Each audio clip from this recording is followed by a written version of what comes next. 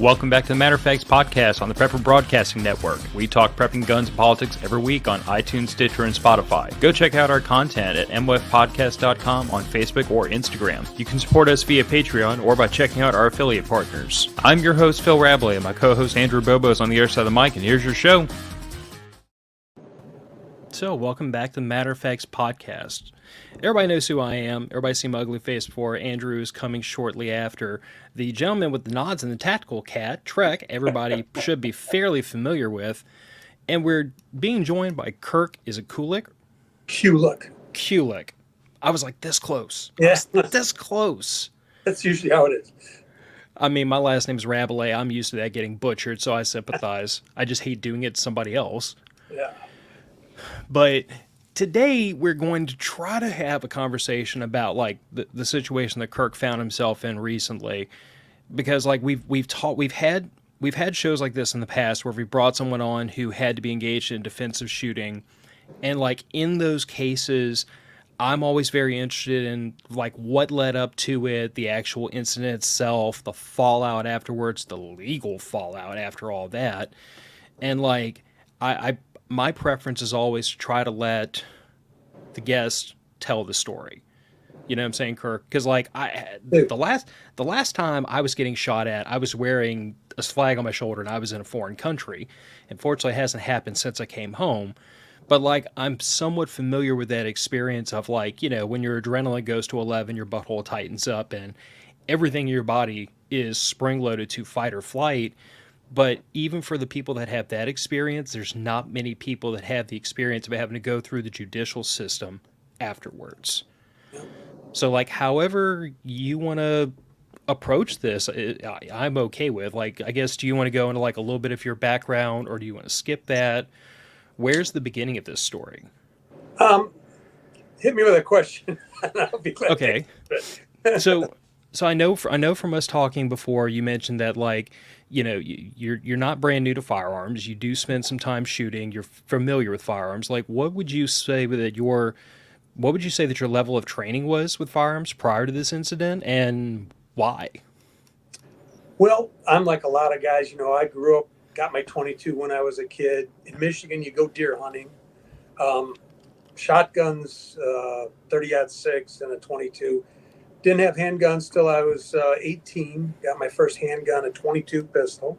I was hired, and I worked for a man who trained canines to guard businesses. I always say, you know, I have some experience with that, but mostly it was cleaning up dog poop, to be honest with you.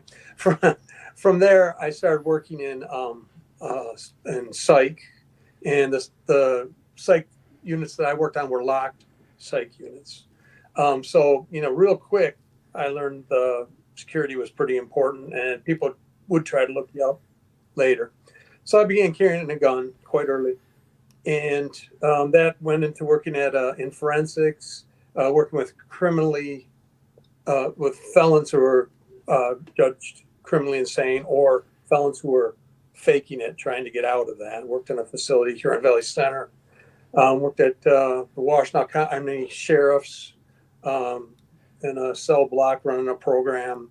I worked for DDS. I don't know if you know what that is. That's just a whole nother story. In between there for a couple of years. Where else did I work? Then I worked for the Department of Corrections for the state of Michigan, and I retired from there. All that time, when I say compete, I'm not good. I go and I shoot a lot of rounds. But I go to my range, and I was on the board of the range, and we shoot sporting clays. We have different kind, USPSA, IDPA. But again, that sounds like I do a lot more than I do. I go and shoot 3 or 4 times a week, but sometimes I'm playing cards. You know what I mean? Sometimes I'm playing euchre. You know, it's a social part of it's just a part of my life. So, at least from what I'm picking up, like,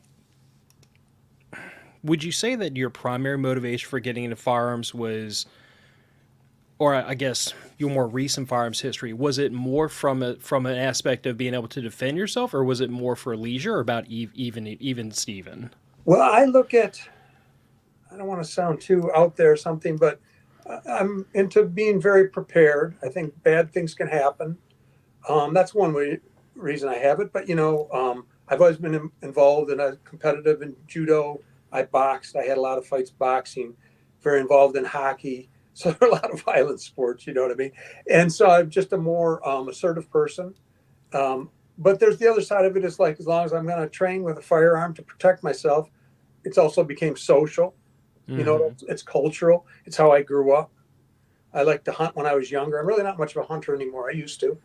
Um, so it's like probably the whole gamut. And these days, um, I train a little more seriously, of course, in self-defense. But culturally, I'm really worried about how things are culturally too, where things are going. No, I mean, that makes perfect sense. And I mean, I wouldn't want to put words in anybody's mouth, but I feel like everybody in this room would probably fall to some degree into all those pots. Like I didn't grow up Yeah. hunting. The family I grew up in, firearms had one purpose and one purpose only, and that was defending the family. So Okay. like, there were when I was young, like we enjoyed shooting, but it wasn't as if guns were purchased for collecting, and it wasn't as if you were shooting for fun, but you were still trying to work on your accuracy and your fundamentals and Yeah. gun safety and all those things. But like, I grew up with that idea that like guns are in the house to defend the family. Period. That we are not we don't have 9mm handguns in case the deer try to mug us in the middle of the night. That's not the reason these things are here. Well, But no, go ahead. Sorry. well, but again, everybody kind of has that thing. Like I could say that I grew up in the gun culture only because that was the reason why we were into firearms, was to be able to protect the family. If there were no guns and there was bows and arrows, I'd have those instead. Like it Yeah. just comes down to it's the same reason why my family believed in having tools in the garage so you could fix stuff. Guns are just tools at the end of the day. Absolutely. We viewed it that way. Like when I say culturally, um, actually, my dad was a World War II vet, taught us how to shoot with a BB gun when we were real little. It was just who we were. You take, I'm 68, it's probably less popular than it used to be, but you take, everybody would be practically off school and you'd go up to northern Michigan and go deer hunting. It's just something you did. We'd shoot the 22 in the backyard. It was just part of life. One thing I will say is my parents really did not like handguns. Not like against anything like legal or something, but they would kind of well, that's for shooting people. If you really need it, you get the shotgun out. If somebody's breaking in or something. But there was never like I don't think my dad was shot in World War II and had a brace and all that. And to some degree, I think he had kind of he'd seen battle. He was shot by the Japanese and stuff. And there was a deep part of him that would do what he had to do, but I don't think he really wanted any more. You know what I mean? If that No, makes I mean, sense. no, it makes Phil, perfect sense. Like, go ahead, Trek. so yeah, so this is first of all, Kirk. Thanks for coming on. This Thanks is for very being here. important for people to know when all of this was going on, well before the finally a jury of Kirk's peers saw the evidence and unanimously said that why is this guy in custody? I remember talking to Kirk and Kirk saying, all I want to do is make sure this never happens to another person. And I remember him saying that. And so to be on this podcast when you could just be kicking back as you absolutely deserve and not have to put yourself out there and relive this story, that's absolutely huge. So thank you for doing that. One of the things is, the line of questioning that is coming and has started with about what happened with Kirk. One of the things that I find very interesting about this and is the entire flow of the class that I have called When a Gun's Not an Option. And I remember Kirk I've taken it. being a student in the class. And I remember Kirk asking a lot of questions because of his law enforcement corrections background. And we were talking, when we take off that corrections hat and we wear the civilian hats and the similarities and the differences. But one of the things that I just want to hit on with the line of questioning, Phil, that you had, which I think is very important, when we start talking about even getting ready, preparing for a possible self-defense encounter, the thing that I find very interesting is I talk about, today's dangers of social media and the guys, the example they used down at the Federal Law Enforcement Training Center of the cop that he had a great career, 20 plus years, got into a shooting that was a gray shooting. Now, it doesn't mean that he did anything wrong, but there wasn't a lot of evidence, as in the only two people that were involved was the bad guy and the good guy. There wasn't cameras, there wasn't this. And they found a quote on his Facebook page from many years ago that said, "I'm the judge, jury, and executioner." Yeah. And this was taught down at the Federal Law Enforcement Training Center to cops or future cops, saying, be very, very careful. And I've added it in my class, and we talk about knowing yourselves internally and externally. And the thing that got me about this whole case as we get going, and I know you've got questions about the day of and the days after, is that Kirk's very humble. Veteran corrections officer, retired, married to a retired corrections officer. Corrections officers are the people that keep us safe from those that are habitual or have broken the law to the point that we say you cannot be with society. Correct me if I'm wrong, Kirk. You are a hockey coach. You have taught Olympic boxing to young people. When we talk about knowing ourselves internally and externally, you've kind of already detailed some of the things internally, like, hey, I learned that there are bad guys out there when I started working in the psych ward, and I've worked in corrections, and I've seen the face of evil. But when you talk about externally, which a lot of people miss, is that's how are you perceived by society? And the thing that got me about this entire case was that if you want a textbook case of pillar of the community, of someone that has no background that would suggest they do things wrong, that in fact has tried to help community out, it's kind of setting this story up. And Kirk's very humble with his intro, but from what I have gathered through the being involved in this, albeit on the back burner, is every person that knows Kirk through this entire thing said, that ain't right, because we know Kirk. There's no way that Kirk was the problem person behind of all this. But the opponent, as we talk about in Wagon, the opponent that we have to deal with in a use of force encounter was the person that externally exuded nothing but being a problem for society. And so as you guys are talking today, I've got this notepad in front of me because we're at a point, and this is, I had to say it the last class I taught, the Wagon class, about a month or so ago, and we're getting to a point where I have to actually preface these classes by saying and Kirk just kind of pointed it out, I'm worried about where we're going, because when we have this Supreme Court doctrine of reasonableness, the reasonable person standard, which is what would a reasonable, prudent person have done if placed in the defendant's shoes, knowing what the defendant knew at the time. We're getting to a point where it's the upside down.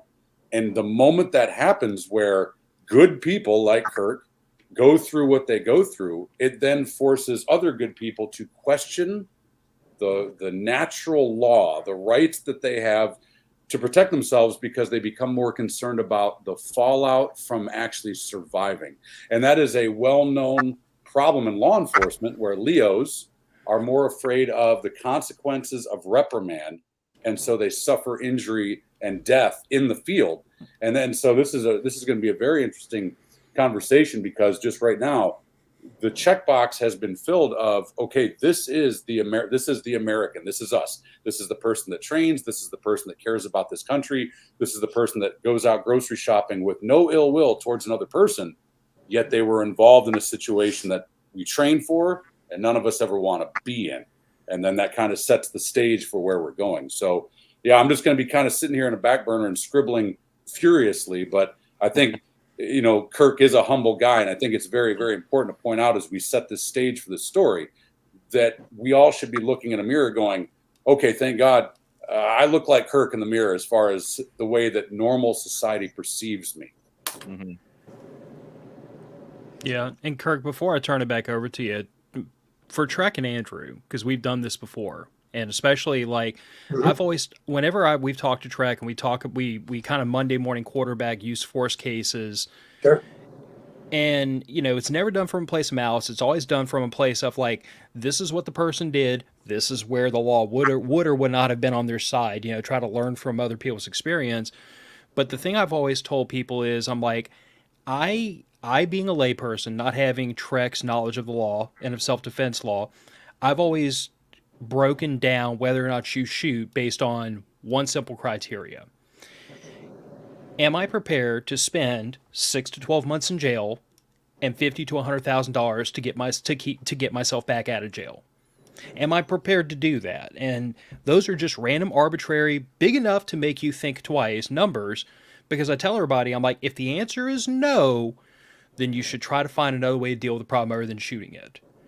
And if the answer is, if I don't pull the trigger, it's not going to matter because I'm going to be dead, then you do what you got to do.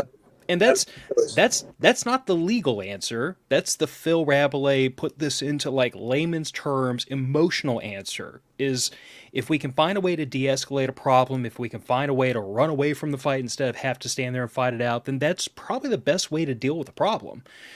And if none of that is an option, then I can tell you what I'm going to do.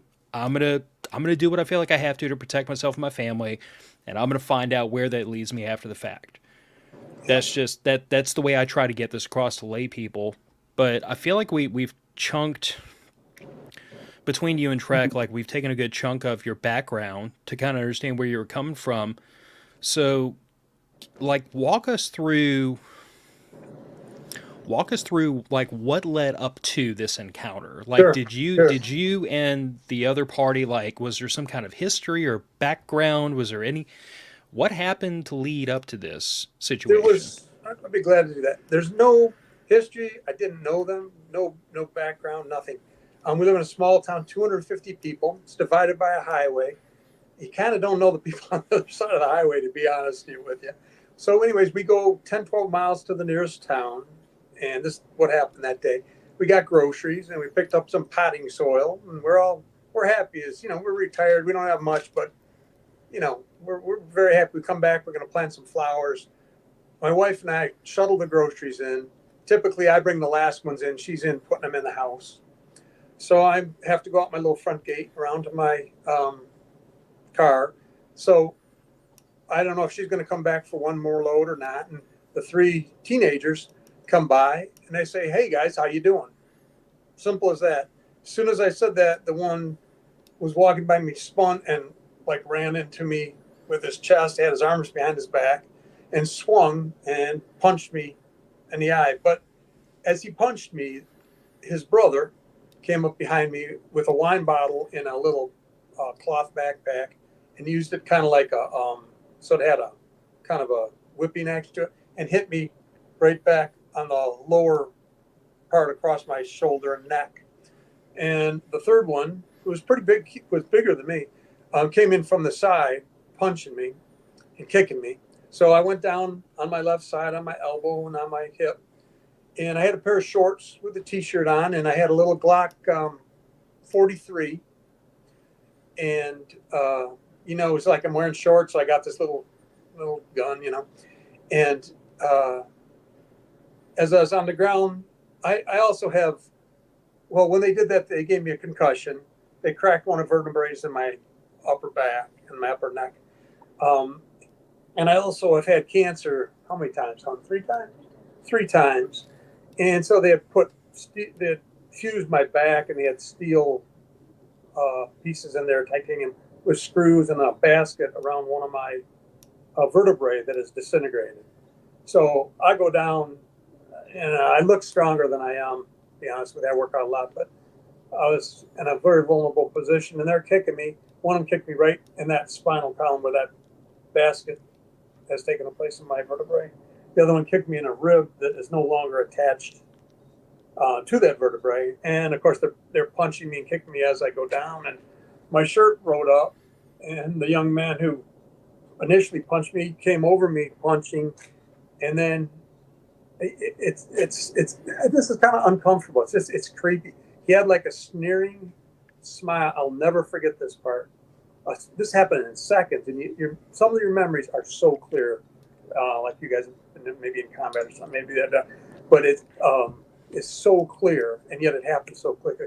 He reached for my gun as I'm being pummeled and hit by these other guys, and I'm on my side, and I know, and I've been concussed before because I box. I kind of, even though I'm concussed, like I know I'm concussed, I've been there before. It's not totally strange to me, and I'm thinking one more kick, and I'm done. They're going to get my pistol. They're going to kill me. My wife's coming out. Maybe they're going to rape her. Maybe they're going to kill her. And to be honest with you, I was more worried about her. You're good. No. Yeah. I was more worried about her than me. Okay.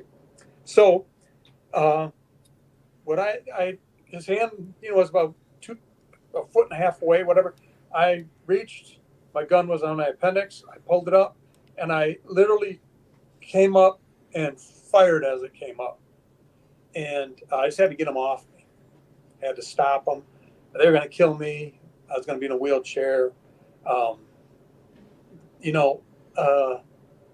Another thing, all this, believe it or not, all this went through my mind within, I don't know how many seconds that was. You know what I mean? You wouldn't think it'd be possible, but it really is. I have a 80-some-year-old Vietnam vet neighbor who's not in the best health, and a guy who's 92, and they were out in their yards working. And I don't know. I'm not trying to be a Bible banger, but I've had a lot of violence in my life. I've had to deal with thousands, maybe not thousands, hundreds, literally for sure, hundreds of fights in the prison. I've been stabbed, I've been slashed, been bashed over the head with chairs, things like that. So I don't get too shook up. And if that hadn't befallen me, I kind of believe spiritually that I may have been put there, because I think what would have happened is they would have, this is projecting, but they wanted my truck, I believe. I have no proof of this. The door was open on my truck. It was a nice truck. He went for my gun. If they would have got that gun in the back of my truck, hidden away, so it was a AR, they would have had my truck, my pistol, my rifle. Two very vulnerable older people were just down the street. And, I don't, how can I explain it? I don't take pride. I'm not happy that I had to shoot the young man and kill him. That was never my goal. My goal was to get my groceries, but I wouldn't change it, because I think much worse would have happened to other people, and I would have been died or paralyzed and my wife attacked. So, that's what happened. And then when I shot the young man, they all ran down they took off. He ran about 75 yards away down the street and fell over. And then that was a nightmare. But then the second nightmare really began after that. And that was the incompetence of our small town cop and the dishonesty of the prosecutor. Kirk, can I stop you? I mean, and I appreciate you sharing that. That's sure. This is, even you and I have talked since this, and all that detail we have not gone into, because I knew that we wanted to talk with the guys here. I find it amazing, and the guys have had me on to talk. We talked about the Rittenhouse case. We talked about the Aubrey case, which were polar opposites of responsibly armed citizenry. And I find absolutely amazing that we're going to get into the sadly, not even the trial. The trial was a blip on the radar. It was all of the incompetence and the criminal behavior by the government. But I find it amazing that when you talk about a clear-cut case of the use of deadly force being authorized by a threat of serious bodily harm and or death, the mere fact that the normal, greeting to a compliant person like we do with everybody, hey guys, what's going on, immediately turns into a violent assault, which easily is, the rule of disparity of force is immediately there when you're hit with a kinetic energy weapon over the back of the head, when you're getting blows delivered to you on the ground. You have a superior force, as you mentioned. Teenagers, doesn't matter if they're the size of a brick shit house, two, if there's three of them. And I just find that amazing when, and not to get Phil on a tangent, which I know this can happen, but if we look at the way your case was initially spun in the media, oh boy, wouldn't it have been really interesting to know responsible citizen coming home from buying groceries. It didn't say hit with a wine bottle and stomped into the ground suffering concussion and all sorts of injuries. It was shot a teenager. Right. That's all. Shot a teenager. Well, teenagers can kill, women can kill, men can kill, animals can kill. It is the manner in which the engagement happens. And I was sitting here hearing your story, and it's like, this is once again the textbook reason that people carry handguns is for a situation like that. It's not the delusions of grandeur. Guy comes in, gunfight, he's shooting, I'm shooting, we're running around. It's going to be I have this millisecond decision to make. that I'm either going to hug my wife again or I'm not. And one more kick is going to be the end of it. And oh, by the way, a gun grab situation, and it's either going to be me or him. I'm the good guy, he's the bad guy, and someone's going to walk away. And it really is amazing to me as we get into what happened. And I really look forward to hearing the detail of, okay, now you survived the fight in the street, but now you've got to survive getting even to the hospital. It's just amazing to me how we need to be prepared as responsibly armed citizens, that you can do everything right, but the people out there that don't want you to be able to defend yourself will spin everything 180 degrees. And you really, truly did have to fight to bring the truth to light. And that's absolutely incredible to hear it, because it's, even in the Rittenhouse trial, there's things that were like, we need to analyze a couple of things. Your case, with what you just said, which has been proven in a court of law, is as clear cut as it gets: serious bodily harm and or death. And that, I can't even start to cite a wine bottle as a kinetic energy weapon. Yeah. Multiple opponents is a disparity of force. Like these are things that have been established that only your attorneys could quote, the actual people versus. But I'm just amazed that there was even a doubt to it. Well, yeah. Before we all sat down, Andrew, I think, used the phrase, like, never has he heard a more clear-cut case of self-defense. And as I'm sitting here hearing this, I feel numb. Like, I can't even muster up I can't even muster up an emotion, because I'm thinking to myself, I'm like, there is no way on earth this should have taken a trial and a jury to get to the point where we say that a 68-year-old man outnumbered 3-1, getting curb stomped, had to use a firearm to defend himself. And we think that is anything less than a clear-cut case of self-defense.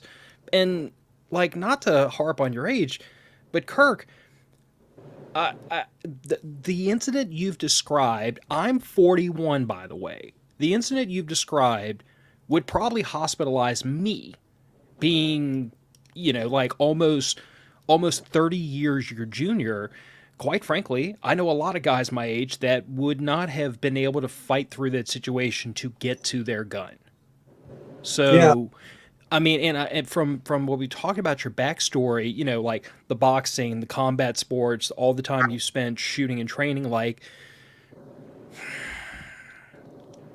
I'm kind of wondering, I'm thinking in my head, like, if it were not for your background and the time you spent preparing yourself for what you hope would never come, you'd probably be dead. Look, I love my parents and my in-laws to death, but I'm going to tell you that if I crack all 4 of them in the back of the head with a wine bottle, all 4 of them are down for the count. None of them are going to stand back up after that, and they're not that much older than you are.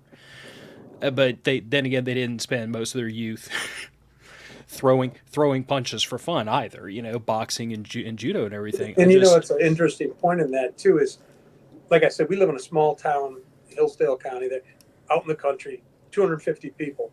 Well, we lived in a much more populous area and worked in corrections. I would run into people every so often who were prisoners, usually went okay, but I also worked at a maximum security prison, and most people there, like, they got you, they will kill you. It's guys who, like, cut off their buddy's head, or literally things like that. So you go, well, let's move to a small town. We got this kind of mellow existence. I'm not going to Vegas and putting it all on red, or anything like that. I like to read a book. I like to go to the range. My wife and I go for walks. Sounds like a romance novel or something, but that's our life. And so you go to a small town and you think, well, I'm really away from real killers who, I could run into and stuff like that. And then you find out that, this happened to me here. I gotta say, I was in condition like white. I wasn't in condition. I wasn't in orange or anything like, condition, like a Cooper. Mm-hmm. I wasn't, I was just getting my groceries, and, so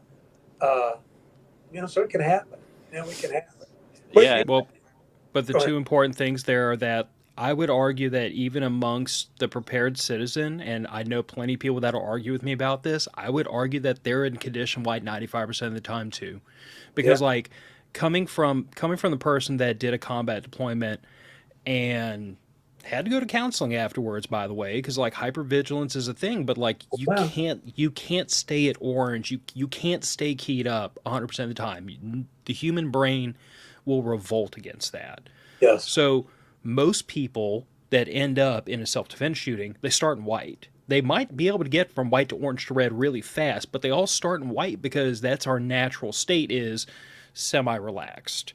Yeah. And then for you to have to go from zero to red line that fast, I feel like that is indicative of most self-defense situations, and it's also indicative of most of them because, like, I've always had this conversation with somebody who doesn't conceal carry and they don't understand why we crazy people carry guns everywhere. And I'm like, here's me in a nutshell. If I'm going to a place where I think I need a gun, I'm just not going to go there. I'm a risk averse person. I don't like getting into gunfights with people. That sucks. Yeah. And my wife and daughter be with me while I get into a gunfight. Sucks even worse. I don't want any part of that. Yes. So if I think I need a gun to be safe, I'm just not going to go there. I carry the gun because I don't think I need it. Because I don't get to pick the time and the place of my life or death situation. Somebody else picks that for me. I just have to be ready to react. And Yeah. that is everything you just laid out. So, Andrew, did you want to jump in here? No, I mean, I basically the only thing I wanted to say was, we like kind of what you said, Phil, is we carry firearms not because we're looking for a fight. And honestly, when I carry a firearm, I mean, I am looking. I'm looking at hands. I'm scanning and looking at body language. I'm looking for that possible threat, but I'm still not in like condition orange. Or I'm still looking. I'm still having a good time. I'm still trying to enjoy myself. And so it's one of those things where I am carrying a firearm for that just in case situation, but I'm carrying a firearm and I don't think it's going to happen to me. And that's because I don't think anybody walks around with you when you're carrying a firearm and you're like, today's the day, it's going to happen to me today. It's you walk around, you're like, well, I hope it doesn't happen. I mean, I'm prepared for that situation in a way, but that's the thing, though, is are we ever really prepared for it? Because you're not prepared, and you don't know what's going to happen until it actually happens to you, until you get a wine bottle up your backside. But I really want to keep us going, and like, so going back, Kirk, going back to you were attacked, self-defense. I mean, and that's the thing is, just like, I mean, Trek and I and Phil, we talked about the Rittenhouse. I mean, clear-cut self-defense. Reading on your story when I found out that you were found not guilty, and reading up on it more and everything, it was like, wow, like hearing some more details. I'm like, I can't believe this dude, like, what happened to this, going down the road. So you were attacked, you acted in self-defense. The guy ran 70 yards away, collapsed. Can you take us through Sure. the next events? Well, from there, it's just maybe 10 yards or less from my driveway through my little front gate in my house. I was concussed. I've later found out that I stumbled into my yard and collapsed in the yard. My wife came out, called 911. She wasn't really clear what happened. The police came. Many of the memories there are kind of dull, or I'm in and out, because of concussion. But our local cop, there's 3 of them. He's totally incompetent, and also I would say I hate to criticize cops because I work, but it was criminal what he did. He drove through the crime scene. He drove back through the crime scene, so that's twice. Never put up a tape to seal it off. So he's the OIC. He's the officer in charge of the investigation. 19 different cops came through the crime scene, right? They're coming in cars. 3 ambulances drove through it. The criminals who attacked me came through and moved evidence. Their family members came through, a guy with a dog, 15 other people, 19 cops. He refused, and he helped the state police in Michigan have a real good team that, would come in to do detectives to investigate. He waved them off, and he would not allow them to do anything. So, and then when you see it on video, he's literally like rubbing his head. To me, he looks like he's having a post-traumatic stress event, just in a panic and pacing around. And a woman who wasn't there, who was drunk, came from down the street. Didn't hear it, didn't see it. She came down and was yelling and stuff and pointed up the street. And so then he followed her at a run. he said, "Can I swear? Or you're not swear?" Let it rip. Okay. He said, "Where is that motherfucker? It's on tape." And then they ran up the street. And then I'm laying on the ground. Our flowers are out. My wife's in her skirt. She looks beautiful. I'm laying on the ground. She's wondering what's happening. She's got the phone to 911. He comes in the yard and he starts yelling at me, "What the fuck did you do? What did you do?" And he's got his gun out and he's stone cold. I know when people are in shock. I've been around a lot of violence. He's in shock and he's pointing the gun at he's waving the gun around. You know, it's not in here. He's not in control of his weapon, anything. He's points at my wife, who's like 5'2". I mean, it's just, there's no, and he points at me. At that point, I'm sitting up against a pole, and without any Miranda rights or anything, he starts yelling at me and asking me questions. Tons of police are all over. So at any rate, they transport the young man who died in an ambulance to the hospital. They allow one of my attackers to ride with him. They never isolated them like in scout cars. You know, you keep them apart to question them. They let them go back and pick up their bag that had like the wine bottle and their different stuff and pick up the evidence and go home. They transported me to the hospital, and in less than 1 hour, with no investigation whatsoever, he called the prosecutor, who is trying to get elected because our other prosecutor is retiring, and she wanted a big murder trial. This would be very good for her career, you know. So with no investigation, within 1 hour, they charged me with murder. I'm injured. First degree or second degree? Just had a morbid curiosity. Open murder. Okay, open murder means first, they have a litany of charges they can go with. They can go with anything. First degree, second degree, excuse me, or manslaughter. Okay, so it's that's what they call it. Excuse me. I believe that's unconstitutional, but they do that. So anyways, I go to the jail, the local jail. There's two guys running the whole jail, two deputies. They treated me fine. They were not abusive or any, you know, they were, as people, they were great. But they put me in a cell that's actually illegal now. I could stretch out my arms on each side and touch the cell. I'm not a huge guy. So it's about 7 feet across. And I pasted off thousands and thousands of times. It's 11 feet long. And Kirk, did you request medical care? Were you given medical care? Yes. That was my first question. Yeah, at first I didn't know what was going on still. I was in and out, even hours later. And I was also stunned and like in a state of unbelief, injury, and having coming down from a concussion. I vaguely knew what was going on. It happened very fast. So Okay, I'm in this. Go ahead. I'm sorry. But, well, no, Kirk, because you have a law enforcement background, and Trek, because you have a law enforcement background. Correct me if I'm wrong, but like, it doesn't take a rocket scientist to recognize the signs of a concussion. Like, I could teach my 12-year-old how to diagnose that in 45 seconds. Don't the police have kind of like a duty to, like, if you recognize even a suspect, even if you just watch somebody chainsaw a nun in front of you, you still have a duty to, like, say, this person's concussed, you have to go to the hospital. Like, we'll put you in a cell. I did go to the hospital. Okay. So, and I've been diagnosed with that. Boom. And right away, they put cuffs on me and they drive me to the jail, put me in this little tiny cell, which, I mean, you know, you're in jail, but it's a 7x11, all cement. I have all these back problems. Now I have a cracked vertebrae and a concussion.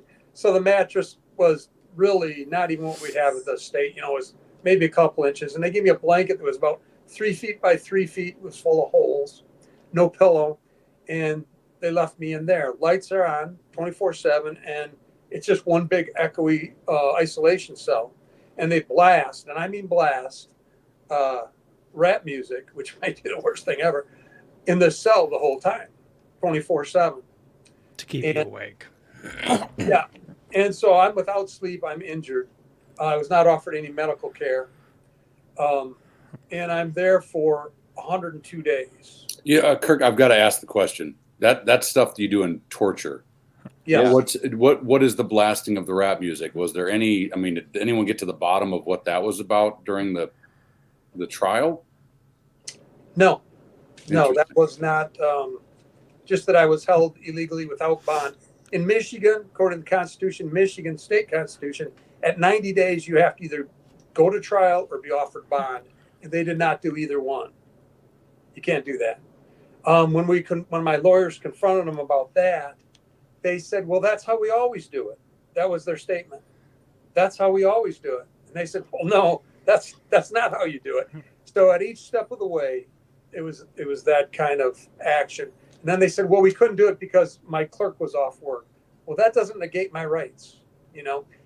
So it was one thing after another.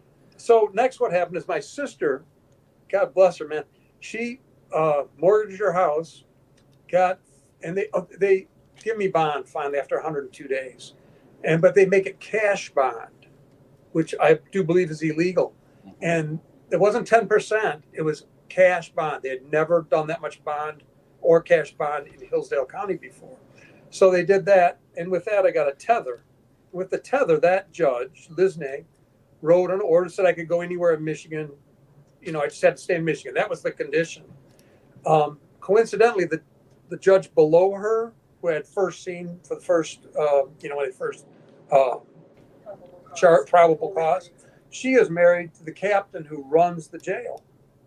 So the captain at the jail changed the name on the bond that was paid by my sister, which you can't do that. Changed her name and put it in my name.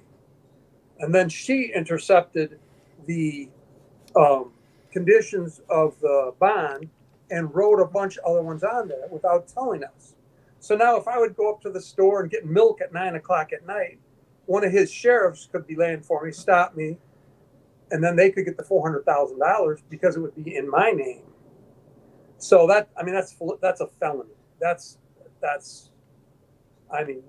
yet to be taken care of. So we've already got that, and we haven't even gotten to a trial yet. Then the police officer went around to all different neighbors and tried to, kind of, it's all leading questions if you watch it. Oh, does he ever get mad? Does he this? Well, actually, I'm not even supposed to, I'm not going to toot my own horn, but, I get older people. I might help cut their grass. I might help a lady who's a widow bring in her firewood and stack it up, a little pile for the winter. Like I'm known around town in our little, I do that kind of stuff, That's just what I do. So he couldn't get anybody to say anything bad about me. So the two witnesses in the trial were the drunk woman who was not there and didn't hear anything, who came over and was screaming. And, you always have a screaming woman at every shooting, right? She was her. And then there's a guy who's schizophrenic who lives up at the corner, wasn't there and didn't hear it. I had helped him start his business. His father had called me, could I pick up his medication for him? And I went and did that. I helped him many, many times. My wife made him dinner at Easter and at Christmas. We'd take him a plate. So he said that a lot of really crazy stuff a year later, because the cop kept going back to him, and he finally made up this big story on tape a year later, and they used that as evidence. And so it's just a really crazy, really dirty thing. Yeah, and I've heard we have talked throughout this process, and I'm still just trying not to bang my head into the table for the fear that I have. Yeah, I know this is. I see Phil is actually speechless. I'm watching his facial expressions as you're talking. What do you? But Trek, Yeah. What do you say to this? I mean, like Hollywood couldn't dream up a script this freaking twisted. No, they couldn't. No. They couldn't. No, and I think by the way, this is high octane coffee, so I'm going to do my best not to start cursing and screaming. But I'm outraged, and I just met you, Kirk. This is disgusting. Well, let me tell you this part though, that there's always all bad things in life. Many good things come to pass, and you have an opportunity to see that. So I'm in this terrible situation. I've got a local lawyer. He wants me to just plead and take a 10-year thing. Well, I'm going to be 78. That's a death sentence. So my wife goes, no, this isn't working. Thank God for her. I'm not like anybody else's wife, but there ain't anybody better. So she gets a hold of a friend of mine, Rock, and Rock and I both trained with Trek. Trek gives us the name of Terry Johnson and Dean Greenblatt, and things began to change. It took a while, but they're from a wealthier suburb around Detroit, very high-powered attorneys, and they took the case for really. I mean, it was a lot of. For me, it was a lot of money, but they could have cut it loose, and they didn't. And without Trek having that kind of knowledge and that kind of looking out for the people and who've taken classes from them, and supporting the Second Amendment and being a true American, I would be languishing in prison right now.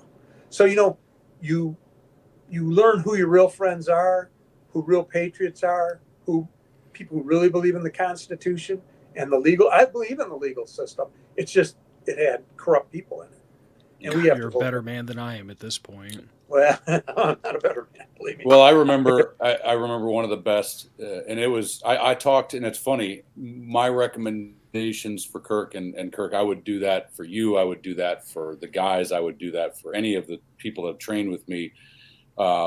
Their reputation came from word of mouth. I actually have only talked to one, Terry, and it was via, I believe, text message. And basically Terry's response was, well, he's trained with you, so we can't use you. Basically, and I get that. Like, I've trained you, so they have to remain objective and bring people in that are objective and things like that. But I remember specifically you telling me, I said, hey, how are things going with the attorneys? And you said, it's like Wayne Gretzky walking into a walk-on hockey game with peewee players. And you were basically saying, like, they're slapping around this prosecutor and judge pretty well by actually holding the, knowing the law, knowing the Constitution, and what, and how it needs to be done properly. And I think that's absolutely great to hear. And in the benefit of this story, there really are two things. One, you're a free man, and we can have this conversation with you. So no matter how mad the story might make, you're right. The justice system, because the justice system ends with 12 jurors of our peers, and they were like, yeah, this is ridiculous. Why is this guy in custody? And it also allows us to then highlight these issues, and we can go into it or not, but there are avenues that you have to make sure that this slight of not just the law, but just slight of being a decent human being on the part of the judge and prosecutor doesn't go unchallenged, doesn't go off the record. Yeah.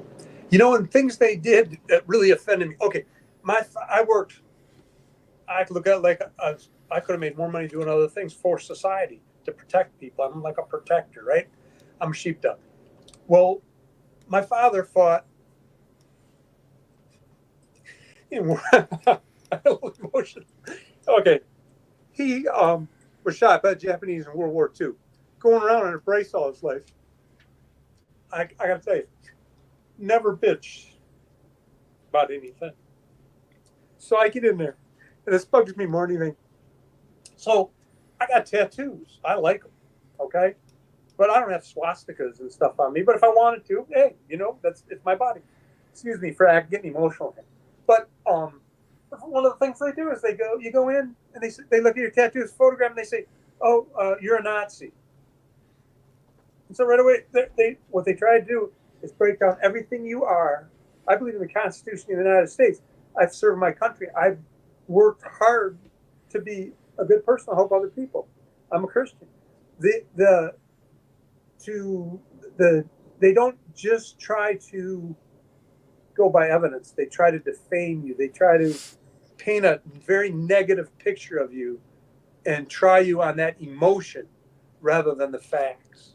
And I had to laugh because Terry is African American and Dean is Jewish American. You know what I mean? So this Nazi hired a Jew and a black guy to defend him. It's like so absurd, but that's where the left is, and the people who got elected, we're a very conservative county, but they say they're Republicans, but it's like a closet Democrat thing. You cannot get elected unless you say you're a Republican. And they are not. They're Marxists and they're leftists. And they really want to destroy, like the woman who's the prosecutor, Dana Nessel is our homosexual, what do you call it? attorney general under Whitmer, who are the very leftist. And this woman is on her advisory board about anti-gun stuff and has a long association with her. So they portray themselves as conservatives who are for the Constitution, but that's not what they really want. You know, it's very deceptive. So we have to be very careful who we vote for. You know what I mean? That kind of thing. Another thing, every time they would do something illegal in court, my attorneys would bang, you know, we'd do an appeal. But that appeal is like $15,000.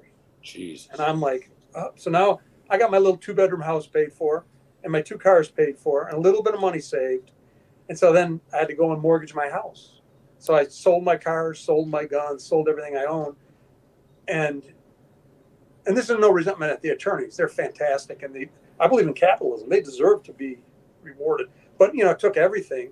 So now we got a mortgage on my house. You know, so it's kind of rough, but we had to do it because we could not allow them to not follow the law. You know, we couldn't allow it. And then the last thing, we were ready to go to trial. That's why it took 2 years. We're ready to go to trial. A week before the trials to begin, my attorneys are very smart. They call the state police and say, do you have body cams? What's the deal? We haven't gotten them. And they say, oh, we gave them to the prosecutor. Well, in discovery, they have to give you those. She hid those and didn't give them to us. That's a week before. That's so we couldn't even prepare a defense. So, I mean, it's so patently illegal. And so, boom, the whole thing gets delayed, you know, and then we had another appeal. And so it ended up being 2 years. And, you know, boy, I sound whiny, don't I? I don't mean to sound that bad. No, but it's you do that for 2 years. I like to think, you know, as a man, I compartmentalize my life. I'm going to take care of business. But I got to tell you, I didn't even realize it until it was over. We went up to northern Michigan for a couple of weeks, and I could just feel the tension leaving my body. Do you know what I'm saying? I was under much more, you know, I used to have a full head of hair. No, not really. But I was under a tremendous amount of stress. And my wife, you know, she is so loving and takes care of me. And I mean, I hate to,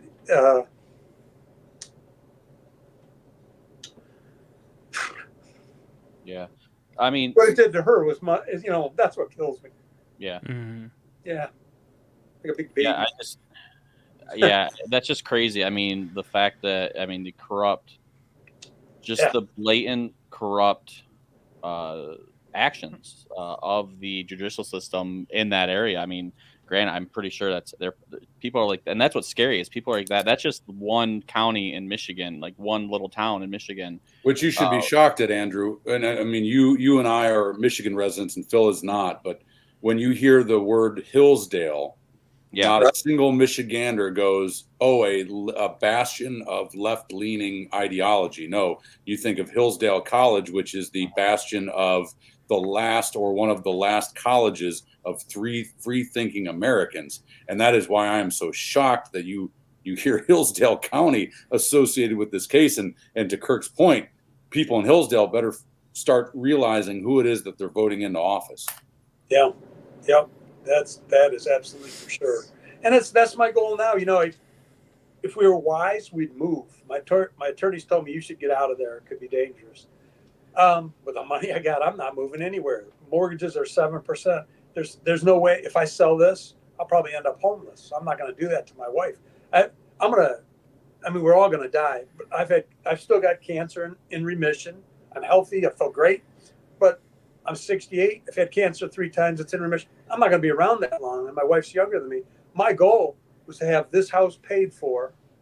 And then she would have, you know, she's got her retirement. She'll have her Social Security. Not going to be rich, but I will know that she's taken care of, at least, you know, with housing and you know, that kind of thing. Just very basic.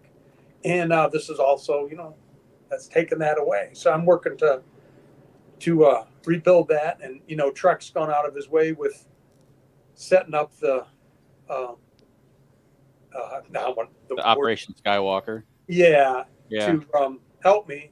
And like so many people, man, and people. So let's talk about that real quick. Correct. Operation Skywalker. I know We're gonna have it in the show notes. We threw it in the chat.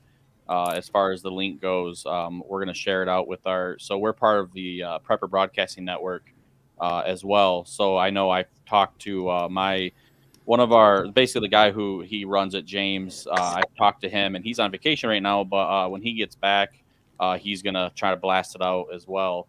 But Trek, kind of talk about Operation Skywalker a little bit. Yeah, so a couple of years ago, we had an MDFI alumni member. Has got a son that has got a very rare condition that requires a lot of special equipment just so quality of life can be maintained. And one of the best guys that I've ever met, like many of the alumni, like Kirk, and just people that I've met in my 15 years now with MDFI, and just kind of through talking, there was a big purchase. They needed a special minivan that had some wheelchair lifts and things like that. And unfortunately, the only way to get it is to buy it new, which we're getting into the hundreds of thousands of dollars, or to try to find one on the secondary market. And even the secondary market was very expensive. And so we kind of just through talking, his son's a big fan of Luke Skywalker and Star Wars. And so what we did was, with the help of my beautiful better half, we kind of put some graphics together and called it Operation Skywalker. And that was a fundraiser where the alumni, we tipped over a hat and the alumni put some money in, and we were able to give them a big boost in getting that special piece of equipment. And we didn't stop there. So we don't have it active that often. And that's thank God that we don't have to have it active that often. But when Kirk's situation came up, I mean, there's no greater reason to have Operation Skywalker, or just to be charitable, even without the need for this fundraising drive. And so the moment that the smoke was able to settle and Kirk was able to breathe some stress out, as he mentioned when he went to Northern Michigan, we were able to get a Give, Send, Go page going. And so as of tonight, we're at about $16,800 and some odd dollars, and that's with 209 people that have given. And the best part is that's not anywhere close to where we're going to go. We've got a goal of $100,000. Ammo Land just got involved. They're going to be putting an article out. I actually just talked with Ammo Land today that because of the Supreme Court rulings on bump stocks and things like that, they had a couple things that kind of caused their reporters to have to jump on the reporting, but they're going to be releasing a story about Kirk's case here shortly. We've got you guys doing this podcast. It's not over. We're going to keep spreading the word. And I think what a lot of people need to hear is Kirk's story solely for the reason, one, great American got done dirty, and that needs to be remedied. And of course, that's what the money is going at. It started by MDFI, and it's not going to me. It's going to go directly to Kirk and Jill. The biggest thing, though, is the media is not doing the story of the job they're supposed to do, which, okay, you can tell the story about a Hillsdale County man that shot a teenager. He's claiming self-defense. Okay, you didn't do that. You just said shot a teenager. But if you look and actually do the follow-up of the case, there's maybe a little blurb saying he was found not guilty. Doesn't say anything about the actual facts of the case. And so once again, because the media not doing their job, it starts to fall to the wayside. So what we all have to do with Operation Skywalker is, of course, with things being tough right now, and I get it, our numbers are down this year. I mean, we're having a good year, but it is not going to be a record year. Why? Because milk is ridiculously expensive. Gas is ridiculously expensive. 5.56 rounds are 50 cents a round if you want a good mil spec round out there. What we need to do is we need to say, hey, okay, I'm going to help this guy, member of the MDFI alumni. Maybe I'm not MDFI alumni, but I am a responsibly armed citizen. And oh, by the way, that gun that I carry every single day, the CPL insurance that I was thinking about getting, that could be me. It could be me. And if it happens to me and everybody else just scrolls by the story and says, oh, sucks to be Kirk, well, that's how they divide and conquer. But if we as a group of responsibly armed citizens can say, oh, no, if 1 million of us kick in $1, and oh, by the way, you probably like me have spent $1 on far more stupid things. I mean, I know that I have, right? If we all say, nope, we're going to kick in $1 and we're going to make this man and his wife as whole as we possibly can. Granted, that's monetarily. You can never get back those days. But You can say, hey, that mortgage, don't worry about it. Those cars, don't worry about it. We're going to try to get you so you can start to enjoy that life, liberty, and pursuit of happiness anymore. That's what the goal of Operation Skywalker is. And so I take Kirk's story very personally because I can picture myself in his shoes. And I say that as a guy that it was law enforcement, was military. And I was the guy that for the longest time, I'm an SME. I teach this stuff to other people. And one of my really good friends said, hey, Trek, what if they railroad you like this? Yeah. Well, I was like, holy crap, I could do everything right. And I still might need to have a family of, it doesn't have to be actual blood family, but a family of responsibly armed people out there saying, oh, hell no. And that's what we need to do. It's that divided, united we stand, divided we fall. We have to take a local look to a global thought. And if we can just get everybody in this country that sees this and hears the story to say, I don't have a lot of money right now because it's gas in the tank and clothes on the kids' back and food on the table, but I can give $1. And if you can give $1, everybody that hears this gives $1, we're going to make a world of difference. And maybe when they're made whole, maybe there's some money left over to teach this government that made this a lesson. And that's a completely different story for maybe another day. Yeah. That's the thing is, if anybody can give, that's the biggest thing, $1, $5, whatever. Not asking you to, sell a gun and give the whole proceeds or whatever. It's just one of those things, whatever you can do. And, but that's the thing though, like listening to Kirk and his story. And then I keep going back to the Rittenhouse because that was another one that was blatant, obvious self-defense. That was someone, they tried to railroad this kid. But the difference between the two that I take away from this is the Rittenhouse, the whole thing with Rittenhouse was, he was in this area, there's riots, all this stuff. He went down there to try to help, and he got in that crappy situation that he could have actually, if he would have just stayed home in Wisconsin or wherever, that would never have happened. You were at home on your property, taking care of just groceries from the store, and this was on your doorstep. Like, you don't have to travel somewhere scary for something like this to happen. This can be right on your doorstep. And that's where I think some people don't understand is this literally can happen to anybody. It can happen to you at any time. And so listening to your story, I mean, and that's the thing is we're not even all the way through your story. I mean, especially with the trial and and then just the after effects of what you've been going through too, is something to talk about too. But yeah, it's something like this can happen to anybody. And the Operation Skywalker is something that I think it just shows it goes to show you that there are still good people out there that care. That's for sure. It's when one of our own, because we're like, I look at the gun community, and unfortunately I look at the community itself and it's broken. I see it as fractured. I don't see it as a one cohesive unit. I mean, we're constantly fighting on name brands and all kinds of stupid crap, but you would think that a story like yours would actually bring everybody together, because it's completely ridiculous. The idea that this prosecution and the judges and the police, like the cops and everything, like they should all be out of a freaking job. Oh yeah, absolutely. I can't believe like they railroaded you to the 9th degree. So it's just insane to me. I honestly, I have no idea what to say, because it's the story after when I talked to Trek about it, and he was telling me, kind of keeping me informed a little bit about it, as much as he could. And then once you were found not guilty, him and I talked a lot about it. And when I started researching it more, it's this, your story has doesn't even, what the media has typed up is nothing compared to what your story actually is. Yeah. Like, it's insane. And what the things that you're hiding and stuff like that. I think it's very important, and people know, like you mentioned, like once the trial was over, we really kicked this into gear.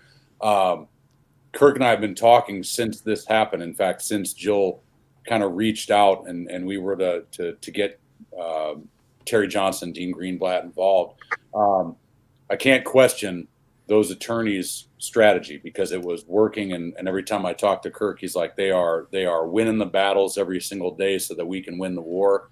And it's now is the time. Like that, there was the time for that battle, and now there's the time for this battle, and we're absolutely steadfast and dedicated to to helping Kirk out. And I would say to people out there, and I'm sure Kirk's going to talk about it, CPL insurance is a thing, and it doesn't. I'm not a shill for any company. There is I have it, and there is even when I own a firearms training company, and I consider myself to be very level-headed, and I consider myself to be very educated.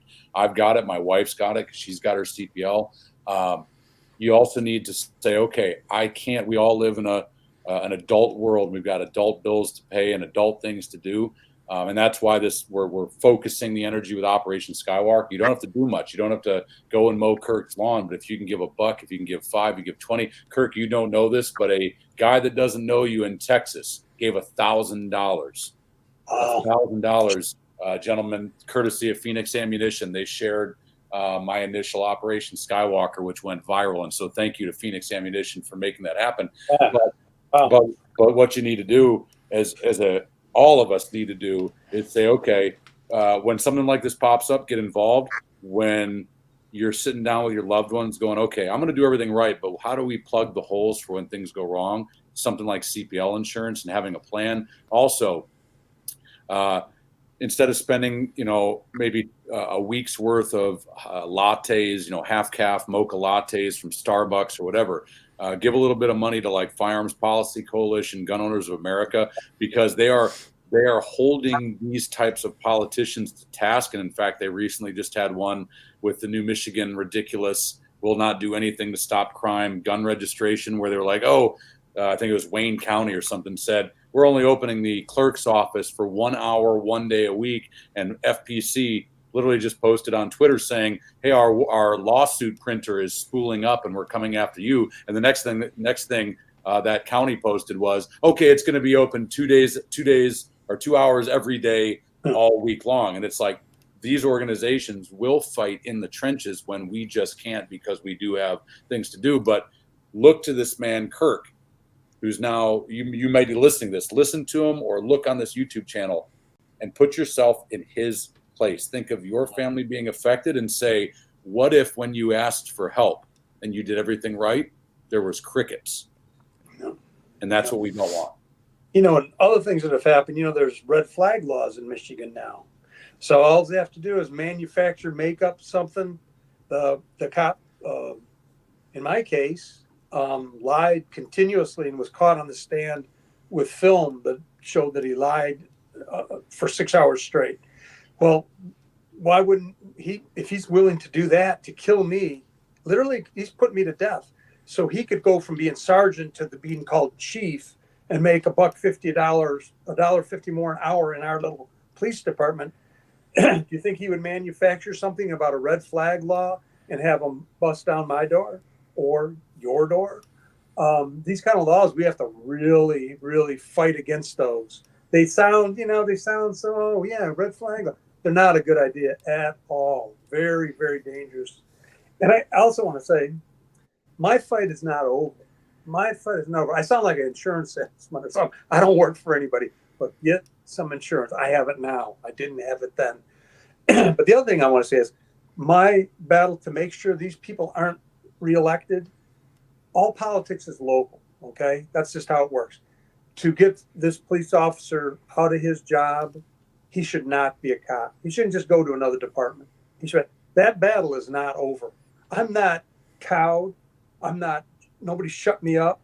Nobody's going to stop me. Everything legal, absolutely legal. No kind of threats whatsoever. But legally, I'm going to push those things and push them hard. And I have lawyers who have volunteered time to try to do that. To what would you call to get the prosecutors? There's a board to disbar, not disbar, but they look at it, Okay. But all those things, it's not going to be comfortable for them. And I'm not willing to just roll over as an American and lose my God-given, my natural rights that easily, So I think of myself as a very measured, really kind-hearted person, but very firm in my beliefs, and truly a conservative person who believes in the Constitution. And I'm going to do my best to not let that stand.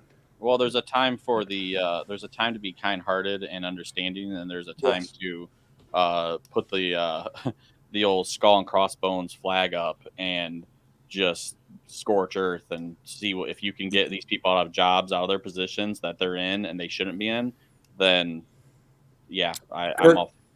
yeah, Kirk, I've got a quick question for you. That with a Brady violation, if he was caught perjuring himself, did your attorneys bring up anything about him being barred from ever testifying again because he was found lying? My attorneys are super good at what they do, and a sign of a good attorney is that they specialize. You know, they're not going to do my taxes or not. Sure. Not gonna do, and so what they've done is they've told me of people they're associated with who are very good at what they do, and they're going to be looking at all. They are looking at all of that. Interesting. And then there was, of course, no scorn from the judge when a police officer was found lying in her court or his or her court. No statements were made. Interesting. Very yeah. interesting. Yeah. That's someone you do not want to be in law enforcement anymore. Yeah. You know, you wonder. I mean, certainly not. Sound silly, but I have many friends who are in law enforcement. Young man who was my last Golden Gloves fighter champion that I trained. He's now he went in the Marines. Now he's a police officer. He's my idea of extremely ethical, extremely strong, extremely responsible kind of person we want as a police officer. And he was absolutely appalled at all this. He was at all my trial. He couldn't believe it. And, you know, that besmirches those people who work really hard to keep us safe. Well, the problem is it calls into it, when something like this happens, and I'm sure Trek is going to echo this, but like it calls into question the entire profession of law enforcement. It calls into question the entire profession of the judiciary. Like I have, so I'm in a unique situation, probably not unique, but I find myself walking a tightrope because I have friends and family who are in law enforcement, who I know from knowing them personally and individually for anywhere from like 10 to 25 years. These are good people that are trying to do the right thing. They're trying to uphold the law. They're trying. But I simultaneously tell people all the time, like, if you in the law enforcement profession do not take it upon yourself to be able to check a bad cop, you all look bad. And it works like that across. That's not even just law enforcement. That is any organization above like 5 people. Is that if you don't clean up your house, you all look dirty, and that's just the way it works. And something like this gives so much credence to the person who, you know, wants to put the black flag in the air and say the judiciary's crooked, the police are crooked, you know, like it gives all that so much credence because here it is, it happened. And then you wind up with those good cops saying, but not all cops. And I'm like, that's really hard to say though. When we watch when on the back end from 30,000 feet, we look down at this situation and we say, how did all of this go so bad all at the same time? Yeah. Like this wasn't, your story is not, and I want to get back to like the trial, but your story is not one of the police screwed up, but then the judge pitched the case out. Or like, you know, at every step of what you described so far, everything was done wrong. I don't think any part of this, except for your part, has been right. Yeah. And I'm just a layperson without Trek's knowledge of law enforcement, but like the things you're describing, I'm hearing, and I'm like, this doesn't even sound rational. Yeah. It doesn't sound rational. Like it's emotion. Yeah, 3 guys beating the tar out of a person in his front yard. He pulls out a handgun to defend himself. How do we get to the point we're at in this story from where we started? It makes no sense, but. Well, you know, when you talk about the judiciary, Judge Lisney kind of came around, but she only came around because we kept doing appeals, and they don't like that. So we're in trial. They put Officer Gessner, Chief Gessner, on the stand. He was on there for 6 hours. He would be asked a direct question because he had even taught at community college class on crime scene investigation. So, you know, he had all kind of bona fides when he got up there. But then when he got up there, he didn't do any of them. And they asked him questions directly out of his syllabus for his class. Did you do this? Did you do that? And each time he would look over to the jury and he would do the word salad and just dissemble for a minute. They would look back at my letter and would say, that's all very well, but that's a simple yes or no. And you say, no, sir, I did not do that. That literally went on for 6 hours. And I'm sure it wouldn't be an exaggeration to say, no, sir, I did not do that, more than 100 times. The next day when he was still going to be questioned, my counsel decided, the jury might start having sympathy for this guy because it was so pathetic. They just said no more questions and they quit. It was just established. So at one point during that time, he said, yes, I made the wrong decision. I think I panicked. He just went on and on, admitted everything that he panicked and he made the wrong decision. Well, at that point, literally, the judge can hit the gavel and say, this is dismissed.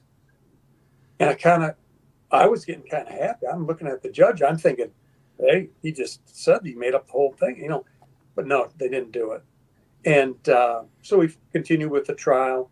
And then with a brilliant, we had Dr. Drakovich. I don't know if you know who he is. He's an internationally known forensic pathologist. And we didn't pay him. We had to pay his time to the county that he comes from Oakland County. And he came and he just explained it. He used this little rod that he had, and he had a guy lay on the floor. And the prosecutor she's like a little girl, like wanting to stamp her feet. Like first she didn't want him to be, he's like elite in the whole world. Thank God. I don't know. I was so blessed to have him. And she said, well, he's just not an expert. And the judge looked at her, well, like, do you have like an argument about this? She goes, no, I just don't believe he should be. And he's just renowned, So anyways, they show this, that's laying on the ground, and they showed pictures, and it's all very clear. And she goes, well, I just don't think that's how it happened. Well, that's not evidence. And so she said, you're just making it up. And he said, well, if you have another way, show me, because I would be glad to know, And of course, they didn't have another way. There's not another way the bullet could go on that path, and the stippling, on the young man and all that kind of thing is very clear. And then my other witness was Jeff Matt, who investigated more than 200 murders, 240, 220, whatever it was a lot. And he's retired. He's an expert witness. They tried to say he wasn't, but of course he is an expert witness. He's a detective for many years in the big city, and he had seen it all. And he got up there and explained where he went wrong. Even the things he did, he never did do an investigation, but did wrong. So it was all very clear. So when we went out, I got to tell you, though, I'm in pretty good shape. I mean, I ride my exercise bike every day, but I thought I was back to from years ago having a little post-traumatic stress and anxiety, to like some anxiety. We had to go across to the restaurant and wait for the jury to decide my life and death, because I'm 68. I go to jail for manslaughter even. That's it. I'm not going to get any treatment for cancer there, that kind of thing. And so, but it took 3 hours, from the time I walked back, and it was unanimous that, 12-0, that I was innocent. So thank God for the jury system, so you don't, but talk about a railroading. That was really, truly trying to railroad me. Well, and Kirk, I would ask, I know, and I think this is very important, when the trial may be wrong, the fact that you're even brought to trial, but when a trial's initiated, and it's the same as what we would call in the state of Michigan and other states, rape shield, where you have a situation where past behavior cannot be brought into play because of a specific situation.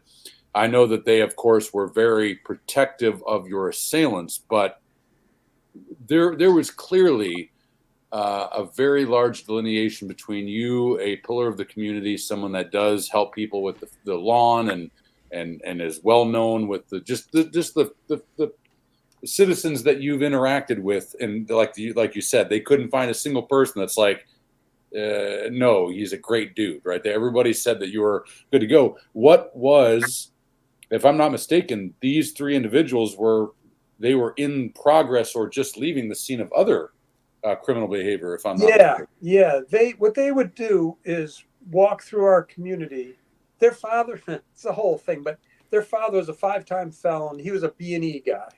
He may have been, I'm not going to swear to this, but he may have been locked where I worked, but I don't remember. But I don't know that for sure. But he's a 5-time felon, so I probably ran into him.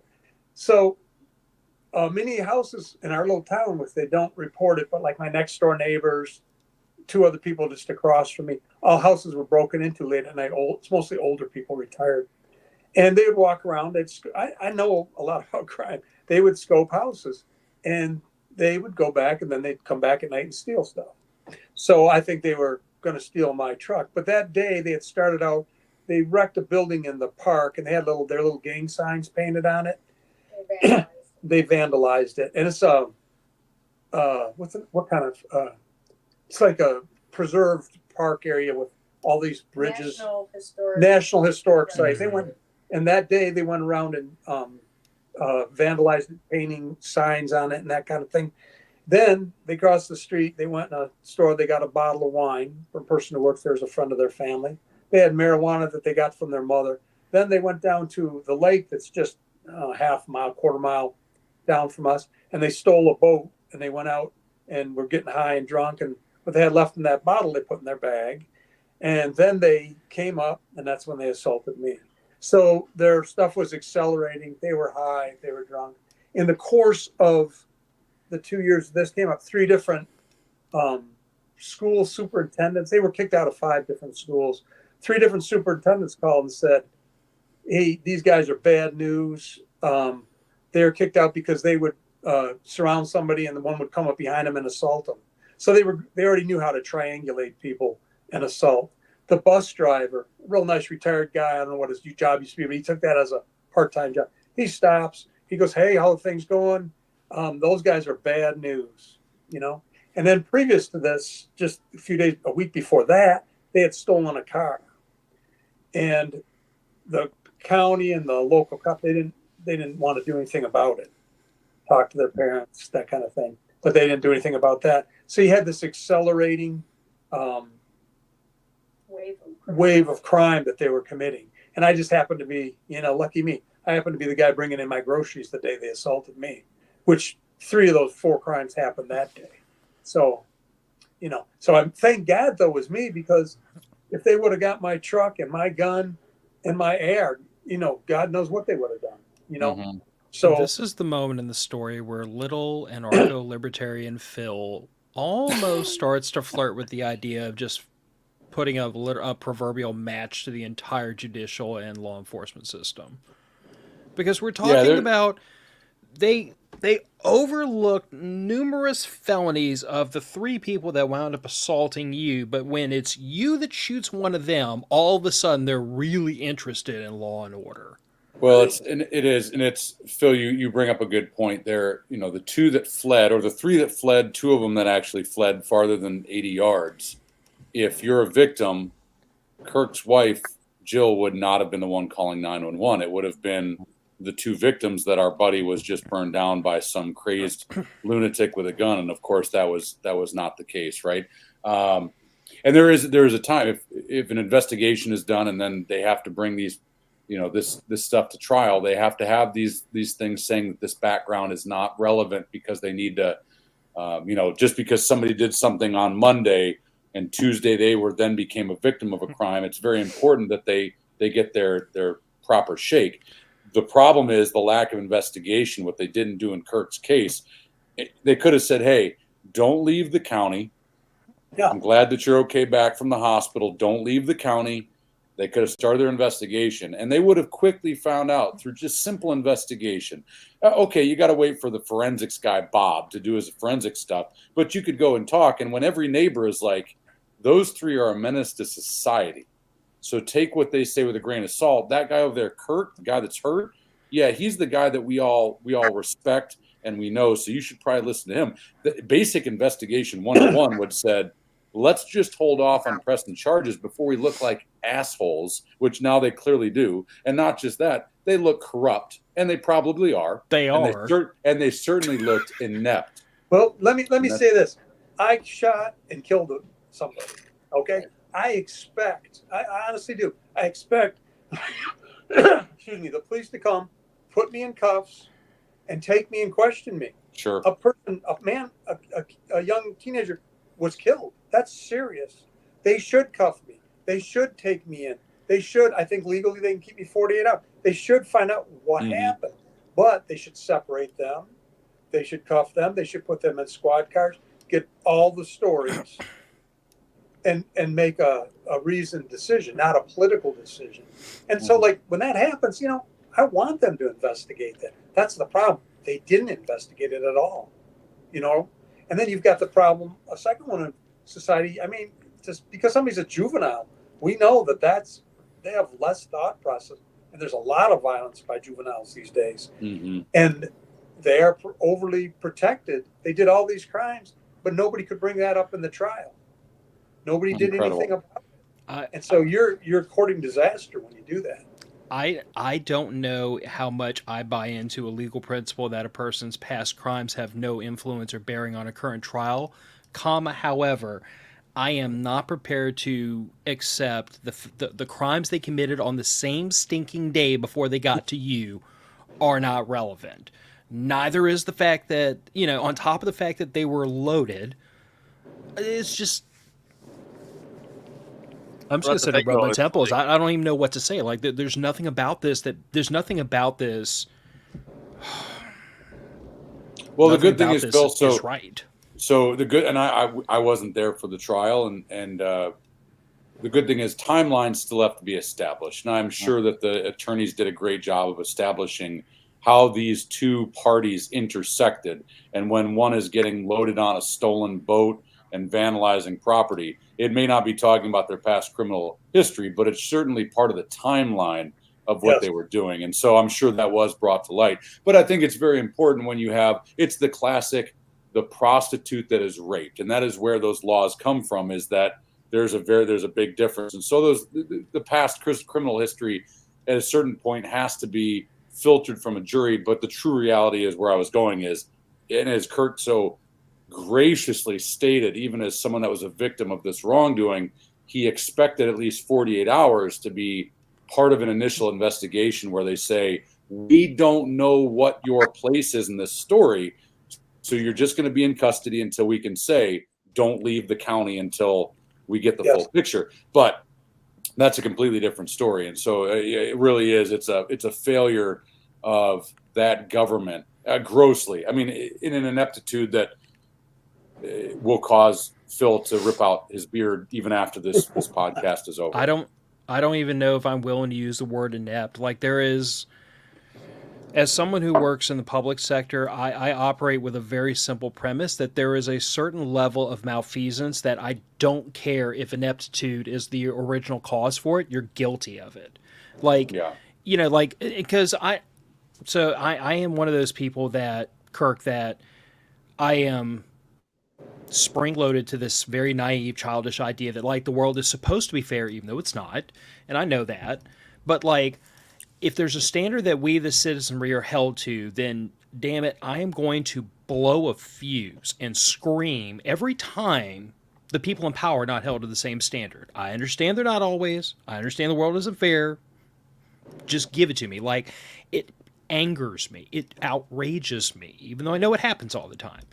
So how many times have we, the citizens, been told over and over and over, ignorance of the law is no defense? Ignorance is no defense. So I'm going to flip it around and say it to every law enforcement officer that touched this, the judge, the prosecutor, every one of them. Ineptitude's not an excuse. When you screw this much of your job up, as far as I'm concerned, every one of them belongs in prison with probably the same people they put there. Because at this point, anyone could be forgiven for wondering who else is in jail that they railroaded. You really have to think that. Who just didn't have as good of a lawyer as you did, who didn't have family that mortgaged their house to run to their rescue. Like, how many people were put in the same position you were put in and the dice just didn't roll their way, and they're still in prison. Well, I can tell you one right now. There's a young man that I got to know while I was there. There's a little crack. I never got to know anybody so deeply through a little crack in the wall. And his name is John Rustler. And right now he is in prison. He's a very, very nice. I've seen a lot of things in life. I try not to be that person, but I have. I've seen a lot of violence. He's a very naive guy. Very naive. Worked in a little factory for $20 an hour. 2 children. He had just bought his first house. He had 22s. We live in the country, so he had 22s. He'd go out by the woodpile, practice shooting his 22s. He was assaulted in his house 4 times in one night by the same person breaking in. Finally, the person pulled out their cell phone. It's dark, and he thought they pulled out a gun, and he shot. And that techie psyche syndrome. He shot the bullet directly through the cell phone. It was a woman, so that had a lot to do with it. She died. But they kept him. They did the same thing to him in the cell. They, did the music, trapped him there. He's a very, very deeply devout Christian person, like the real thing. He makes me look like a piece of garbage. And he'd break down crying because he said, the woman wasn't saved and he killed her, and he sent her to hell.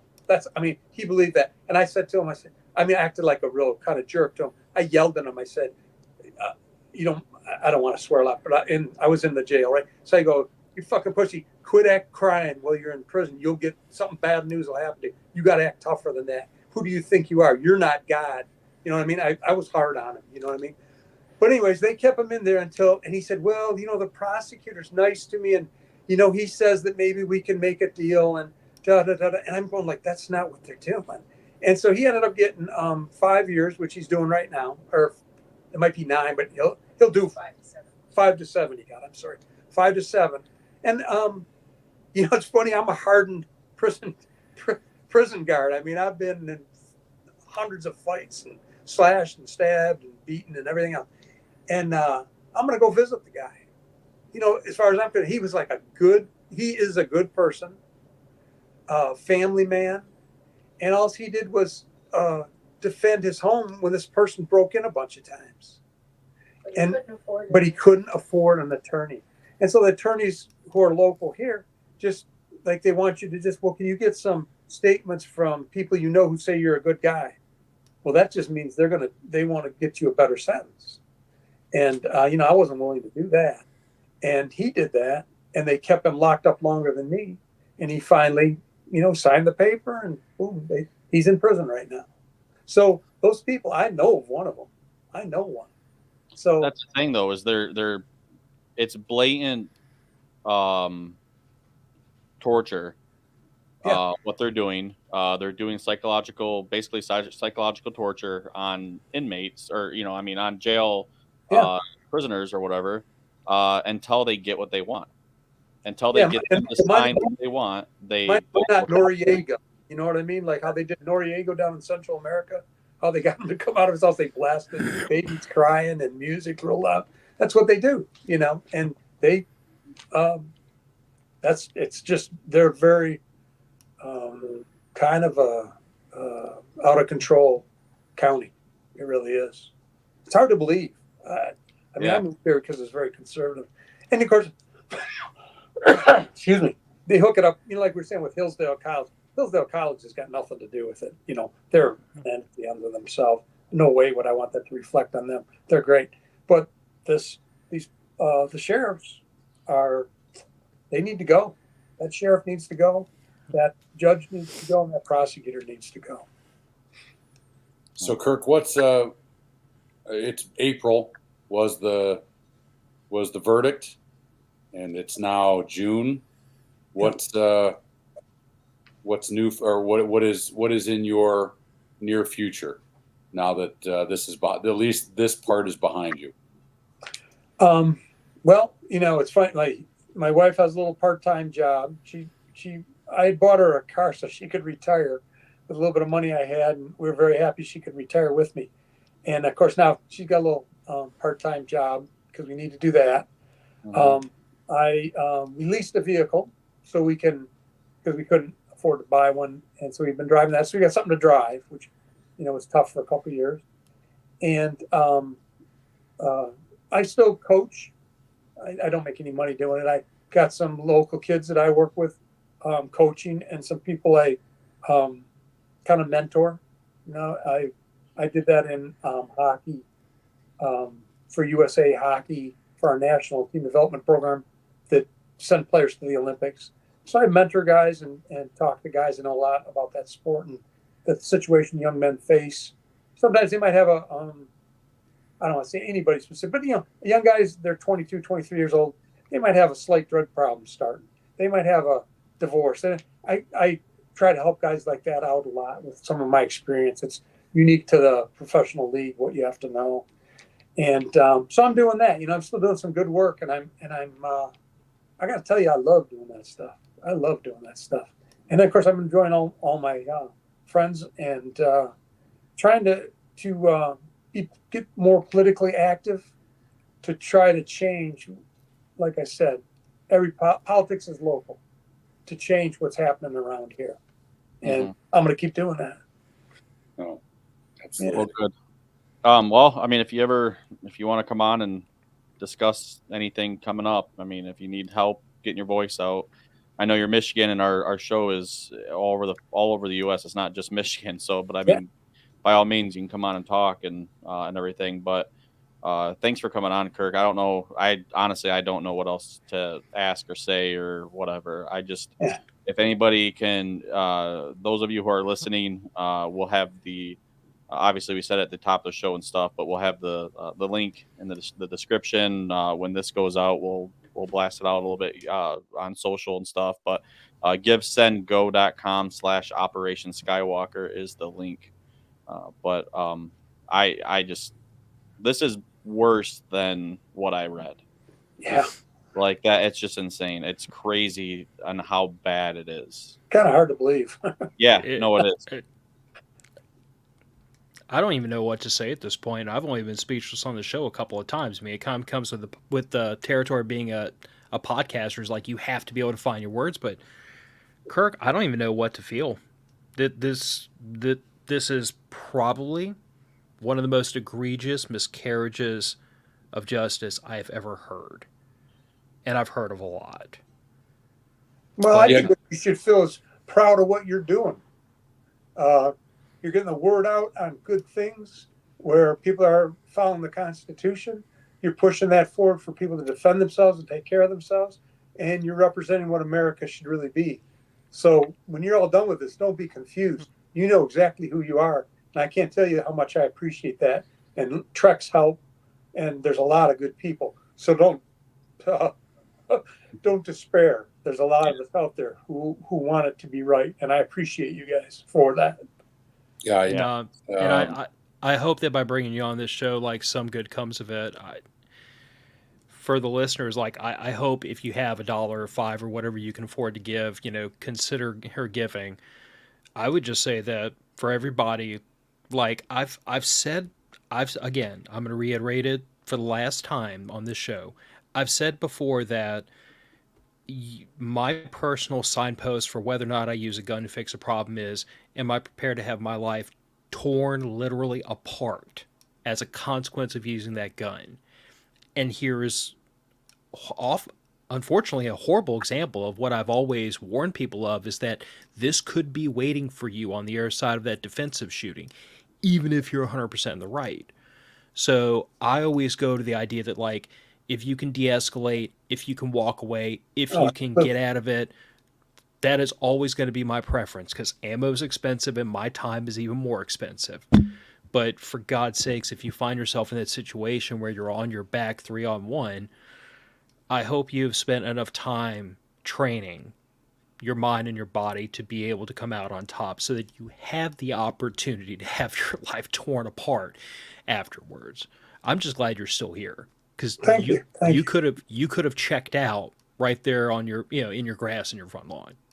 Well, not today. Not today. Trek, what were you saying? I'm sitting here with a smirk on my face. You guys can't see it. I'm just smirking because Kirk through this entire process has had an ironclad will that people should be very jealous of. And then his humility, which is just an absolutely incredible. I would say, start taking some important lessons in the firearm training community. We have the Tooler drill, which is the 20 foot, 21 feet and under. We have the Farnham rule. Don't go stupid places with stupid people and do stupid things. And then we have the Kirk rule, which is you can do everything right.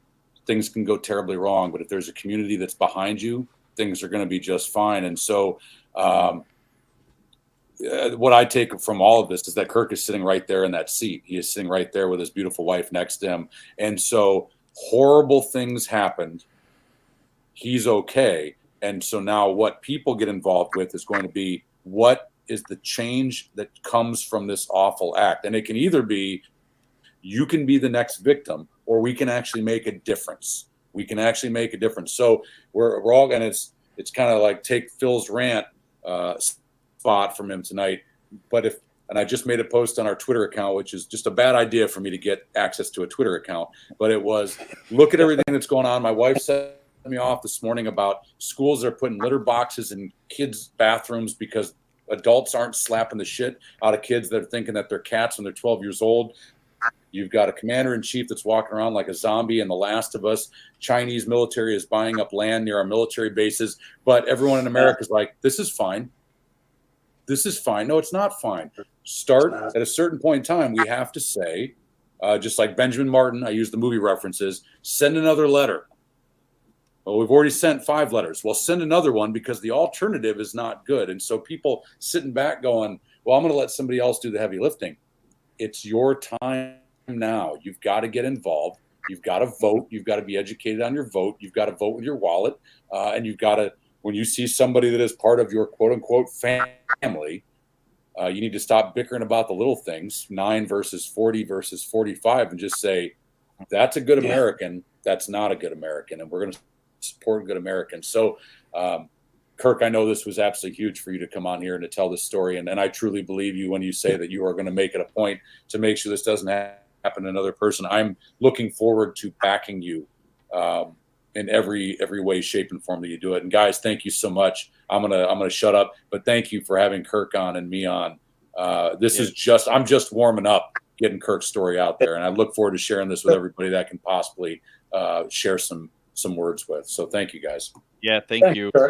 Thank you. I mean, thank you, Trek, for making the introduction and everything. And I mean, as soon as this happened, and I remember Trek kind of telling me he didn't put out, obviously he didn't put out really any details when it first happened because he couldn't, and he didn't want to possibly hurt something. But anyway, I mean, he told me about this, and I was like, we need to talk to this guy. If possible. And then when he said you're not guilty and everything, and the first question I had was, hey, can we talk to him? And so Kirk, I'm thankful, and I'm thankful to you and everything, and and your wife, and I'm thankful for you coming on, for your story. I mean, it's one thing to read about it in the news, to follow it in the news, like what we did with the Rittenhouse trial and stuff like that, and seeing it, but with how obviously we know how media is, and seeing the media reports of it and seeing how they portrayed the kid that did this, but then hearing your whole side of the story and hearing how actually bad everything from the time the gunshot to leading up to it and all the way up past it, going to the trial and stuff like that, like how bad that the local police, prosecutor, judge, everything, how bad they treated you and how bad they just did everything. It's like, I'm flabbergasted. I cannot, it's crazy to think that could happen in the United States. You don't think it could, or it should. And it shouldn't really happen anywhere, but it does, let alone here. But no, thank you for coming on. Really appreciate your time. Thanks a lot for having me. Your story. Appreciate that very much. Appreciate being here. Yeah. Well, I think we're going to go ahead and wrap this one up. One more time. Give, Send, Go, Operation Skywalker. If you feel like tossing Kirk, the cost of a Starbucks latte, God almighty, stop drinking those damn things. It would be greatly appreciated. And all I'm going to say, guys, is like, this is the thing we have warned people of in the past, which is even if you do everything 100% right, this could be waiting for you on the other side. So if up till this moment you have always assumed I do everything right, I'm good, I'm solid, don't make that assumption anymore, because we have entered a point in our nation's history where there are people masquerading as law enforcement officers and judges who deemed you guilty before they ever knew your name. And they're going to do their absolute best to make the facts fit the conviction they want. Not all, but obviously enough that it's frustrating. So, Kirk, thanks for being on. Please keep in touch. I don't know what else we could do to lend you a hand, but I am quietly hoping. I'm quietly hoping you run for local office, just because it makes those people very uncomfortable. that would be something. Well, oh boy. Matter of Fact's podcast is heading out the door. Please, please, please be careful out there, guys. The world is getting crazier by the moment, and Kirk just raised my bar for what crazy really sounds like. But good night, everybody. Take care of each other. We'll talk to you another week. Bye. See ya.